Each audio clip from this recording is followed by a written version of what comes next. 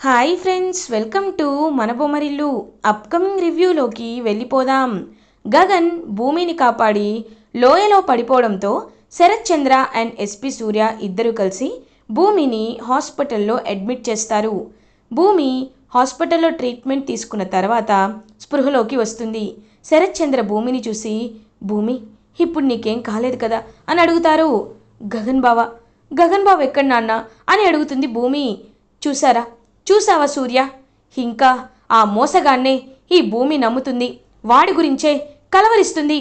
చూడమ్మా వాడు అని చెప్పేలోపు ఆ శరత్చంద్ర గారు, ఒక్క నిమిషం, మీరు వెళ్ళి బిల్ పే చేసిరండి. ఇప్పటికే డాక్టర్ మిమ్మల్ని పిలిచారంట, నేను భూమి గారి దగ్గర ఉంటాను అని అంటారు. సరే అని ఇంక సూర్య అక్కడి వెళ్ళమని చెప్పేసరికి శరత్చంద్ర వెళ్తారు. సూర్య భూమితో, ఏంటి భూమి, ఇంకా నీ గగన్ బావ బ్రతికే ఉన్నాడు అనుకుంటున్నావా అని అంటాడు. ఒక్కసారిగా భూమి షాక్ అయిపోతుంది. సూర్య, ఏం మాట్లాడుతున్నావు నువ్వు అని అడుగుతుంది. భూమి, నువ్విప్పుడు అసలే ట్రామాలో ఉన్నావు, నీకు ఇంకా నేను స్ట్రెస్ చేయాలనుకోవటం లేదు, అందుకే నీకు నేను నిజం చెప్పేయాలి అనుకుంటున్నాను. గగన్ నిన్ను కాపాడి ఒక పెద్ద లోయలో పడిపోయాడు. అది ఒక జలపాతం లోయ. అక్కడికి వెళ్ళిన వాళ్ళు, అక్కడ పడ్డవాళ్ళు బ్రతికినట్టు ఇప్పటి వరకు రికార్డ్స్ లేవు. గగన్ కోసం మేము గాలించాం, కానీ ఎక్కడా గగన్ దొరకలేదు. అంటే ఖచ్చితంగా ఆ కొండల మధ్యలో పడిపోయి గగన్ పైకి వెళ్ళిపోయి ఉంటాడు అనేసరికి, సూర్య ఇంకొక్కసారి నీ నోట్లోండా మాట వచ్చింది అంటే నేను ఏం చేస్తానో నాకే తెలీదు. నా బావ చనిపోవడం ఏంటి? నా బావ చనిపోతే నా ఊపిరి ఆగిపోతుంది. నేను ఆయన ఒకే ప్రాణం. ఇంకొకసారి నీ నోట్లోండి ఆ మాట రాకూడదు అనేసరికి అక్కడికి శరత్చంద్ర వస్తారు. భూమి, ఏమైందమ్మా అని అడుగుతారు. నాన్న, ఈ సూర్య గగన్ బావ గురించి అని అనేసరికి, అమ్మ భూమి, నువ్వు వాడి గురించి ఇంకెక్కువగా ఆలోచించొద్దు, నిన్ను డిశ్చార్జ్ చేసి ఇంటికి తీసుకువెళ్ళొచ్చు అన్నారు. ఇంటికి వెళ్దామని ఇంకా శరత్చంద్ర అలా భూమిని డిశ్చార్జ్ చేసి ఇంటికి తీసుకువెళ్తారు. ఇది ఇలా ఉండగా గగన్ లోయలో గుర్తు తెలియని ప్లేస్లో పడిపోయాడు అని తెలుసుకున్న శారద ఒక్కసారిగా షాక్లో ఉండిపోతుంది. గగన్ ఇంకా తిరిగి రాడు అని అందరూ, పోలీసులు, మీడియా వాళ్ళు అందరూ చెప్తుంటే కుమిలి కుమిలి ఏడుస్తూ ఉంటుంది.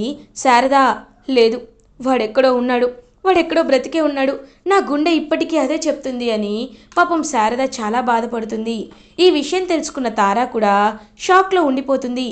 ధ్రువ తార దగ్గరికి వచ్చి, చూడమ్మా, చనిపోయిన వాళ్ళని వెనక్కి తీసుకురాలేం, కాబట్టి నీకు ఇంకా మంచి అబ్బాయిని చూసి పెళ్లి చేస్తాను, నువ్వు ఆ పెళ్ళికి ఒప్పుకోవాలి అని అంటారు.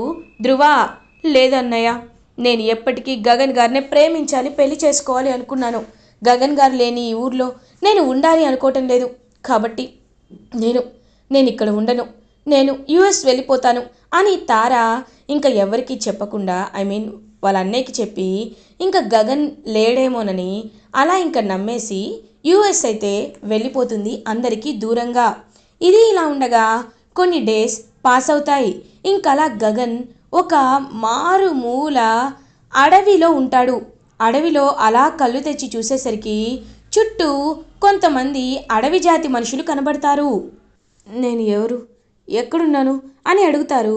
గగన్, దొరా, మీరెవరో మాకు తెలీదు, కానీ జలపాతంలో ఉన్న స్వచ్ఛమైన నీటిని తాగే మేము బ్రతుకుతాం.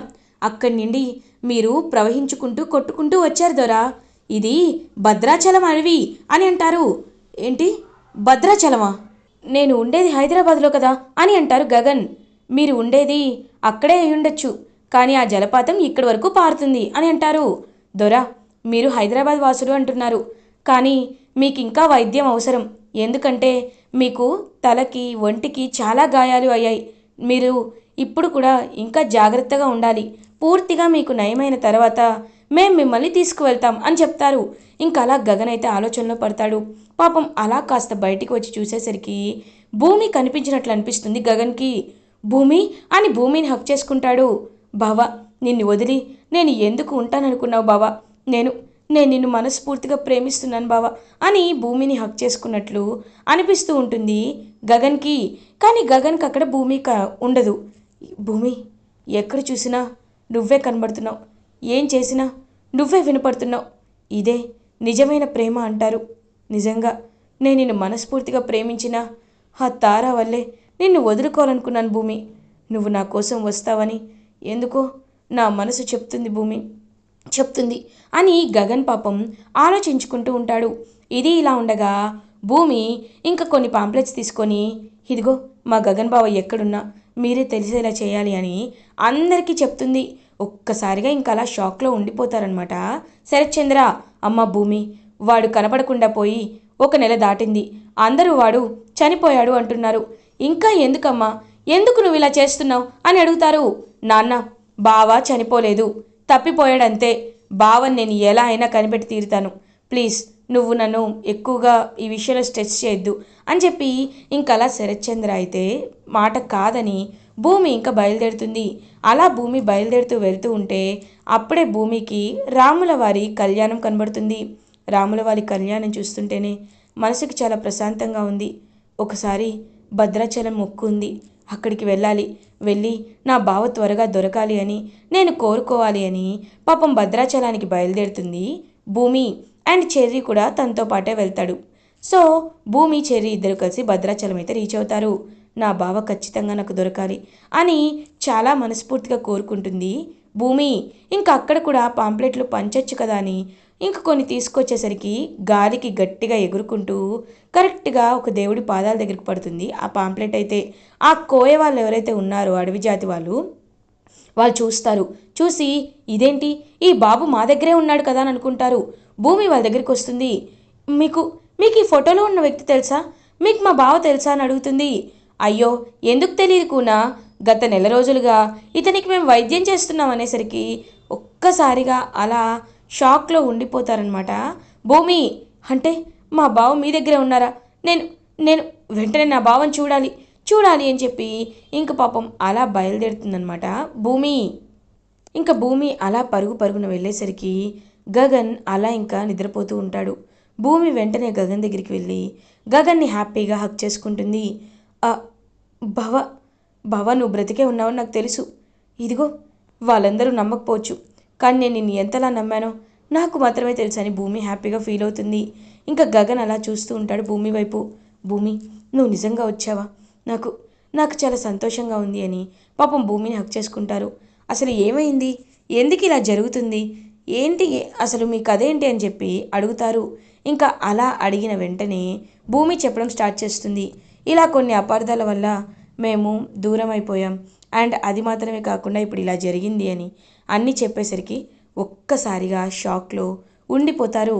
అంటే మీ ఇద్దరికీ విడాకులు కూడా జరిగాయా కూనా, మీ ఇద్దరికీ పెళ్లి చేసే బాధ్యత మాది, మీరు అనుకోకుండా ఆ పవిత్రమైన సీతారాముల స్థలానికి వచ్చారు కాబట్టి మీ ఇద్దరూ ఇప్పుడు ఖచ్చితంగా పెళ్లి చేసుకోవాలని చెప్పి ఇంకా అలా భద్రాచలంలో సీతారాముల సన్నిహితంలోనే లైక్ వాళ్ళ దగ్గర సమక్షంలోనే ఇంకా పెళ్ళైతే చేస్తారు ఆ అడవి జాతి వాళ్ళు భూమి అండ్ గగన్కి. ఇంకా గగన్ అలా భూమి మెళ్ళలో 3 ముళ్ళు వేస్తాడు. భూమి గగన్ ఇద్దరు హ్యాపీగా ఇంటికి రీచ్ అవుతారు. ఇది ఇలా ఉండగా అపూర్వ ఎస్పీ సూర్య ఇద్దరు ఇంకా కలుస్తారు. అంటే జైలుకి వెళ్తాడనమాట ఎస్పీ సూర్య. మేడం మీరు చెప్పినట్టే వాడిని పైకి పంపించేశాను, కాబట్టి ఇప్పుడు మీరు నాకు ఇస్తానన్న డబ్బులు కూడా ఇచ్చేశారు, ఇంకా మీరు ఏం చేయాలన్నా అదే చెప్పండి అని అంటారు. సో ఇంకా అపూర్వ ఇప్పుడు ఆ భూమిని కూడా చంపేయాలి, వాళ్ళు ఎప్పటికీ ప్రశాంతంగా ఉండకూడదు, వాళ్ళ జీవితం సర్వనాశనం అవ్వాలి. ఎలా అయితే ఆ కృష్ణప్రసాద్ని ప్లాన్ చేసి మరీ యాక్సిడెంట్ చేయించి అదంతా గగన్ వాడిపై నెట్టేశానో ఇప్పుడు కూడా ఆ భూమిని ప్లాన్ చేసి చంపేసి అదంతా ఆ శరత్చంద్ర మీద నెట్టేయాలి. అప్పుడు శరత్చంద్ర జీవితాంతం కన్న కూతుని చంపుకున్నానని పశ్చాత్తాపంలో బ్రతుకుతాడు. అదే నాకు కావాల్సింది అని ఇంకా అపూర్వ మాట్లాడుతుంది. అదంతా ఒక కానిస్టేబుల్ అయితే ఫోటో వీడియో తీసుకుంటాడు. తీసుకొని వెంటనే ఇంకా కృష్ణప్రసాద్కి అయితే పంపిస్తాడు. రే చాలా థ్యాంక్స్ రా, నువ్వు నా ఓల్డ్ స్కూల్ ఫ్రెండ్వి, నాకు ఇంత హెల్ప్ చేసినందుకు థ్యాంక్ యూ అని అంటారు కృష్ణప్రసాద్. చూడు కృష్ణ, నువ్వు చెప్తే నాకు ఈ అపూర్వపై చాలా డౌట్ వచ్చింది, అందుకే ఆవిడ్ని నేను గమనిస్తూనే ఉన్నాను, ఇప్పుడు అర్థమైంది అని చెప్పి ఇంకా అతనైతే వాళ్ళ స్కూల్ ఫ్రెండ్ కాబట్టి కానిస్టేబుల్గా ఉన్నాడు కాబట్టి కృష్ణప్రసాద్కి హెల్ప్ చేస్తాడు. కృష్ణప్రసాద్ వెంటనే బావగారు ఒకసారి రండి, ఈ వీడియోని చూడండి అని వీడియో చూపిస్తారు. క్లియర్గా అపూర్వ అండ్ ఎస్పీ సూర్య ఇద్దరూ మాట్లాడుకున్నట్లు అండ్ అపూర్వ కావాలని పక్కా ప్లాన్ చేసి గగన్ని నిర్దోషిగా నిరూపించాలి అనుకుంది అని అన్ని విషయాలు అందులో చాలా క్లియర్గా చెప్తారు. ఒక్కసారిగా వీడియో చూసి షాక్లో ఉండిపోతారనమాట. అలా ఇంకా శరత్ చంద్ర, చూసారా బావగారు, ఇప్పటికైనా అర్థమైందా? అపూర్వ కావాలని ఇదంతా చేసిందనే విషయం మీకు అర్థమైందా? నా కొడుకు దుర్మార్గుడు కాదండి. వాడు కన్న తండ్రిని చంపేంత కసాయివాడు కాదు. వాడు వాడు చాలా మంచివాడు. అందుకే భూమి వాడితోనే చావైన బ్రతికైనా అనుకుంటుంది. ఇప్పటికీ పాపం వాడు దొరుకుతాడని, వాడు ఎక్కడో ఉన్నాడనే ఆశతోనే బ్రతుకుతుంది. ఇంకా ఇంకా మీరు నా కొడుకుని అపార్థం చేసుకోకూడదనే ఇదంతా మీకు చూపించాను. ఆ అపూర్వ ఎలాంటిదో మీకు తెలియాలని ఇదంతా చేశాను అని చెప్పడంతో ఇంకా అలా షాక్లో ఉండిపోతారు శరత్ చంద్ర. అప్పుడే కరెక్ట్గా ఇంటి ముందుకి ఒక కారు వచ్చి ఆగుతుంది. ఇంకా కార్ చూసేసరికి అందులో ఉండి కిందకి దిగుతారనమాట భూమి, గగన్ పెళ్లిదండలతో. ఒక్కసారిగా శరత్ చంద్ర షాక్లో ఉండిపోతారు. ఏం చేస్తున్నావు నువ్వు అని అడుగుతారు భూమిని. నాన్న, మీరు ఎంతైనా చెప్పండి, నాకు నాకు గగన్ బావంటే ఇష్టం. గగన్ బావే కావాలి. కాబట్టి నేను గగన్ బావనే ప్రేమిస్తున్నాను, పెళ్లి చేసుకున్నాను. మమ్మల్ని విడతీయద్దు నాన్న, నాకు మీరిద్దరూ కావాలి అని చెప్పేసరికి ఒక్కసారిగా ఇంకా అలా షాక్లో ఉండిపోతారనమాట శరత్ చంద్ర. చూడు భూమి, నువ్వు నేను ఎంత చెప్పినా సరే వీడి వైపే ఉంటాను అంటున్నావు. సరే, అలానే ఉండు. కానీ వీడు కృష్ణప్రసాద్ని యాక్సిడెంట్ చేయించలేదనే నిజం నాకు తెలిసింది. కావాలని అపూర్వ వీణ్ణి దుర్మార్గుల్లా, వీణ్ణి కావాలని అందరి ముందు నిజం బయట పెట్టాలని చేసిందని కూడా నాకు అర్థమైంది. వీడంటే నాకు పర్సనల్గా ఇష్టం లేకపోయినా నువ్వు వీడి కోసమే ఆలోచిస్తున్నావు. కాబట్టి వీడిని నేను నమ్ముతున్నాను. నువ్వు వీడు సంతోషంగా ఉండడమే నాకు కావాలి.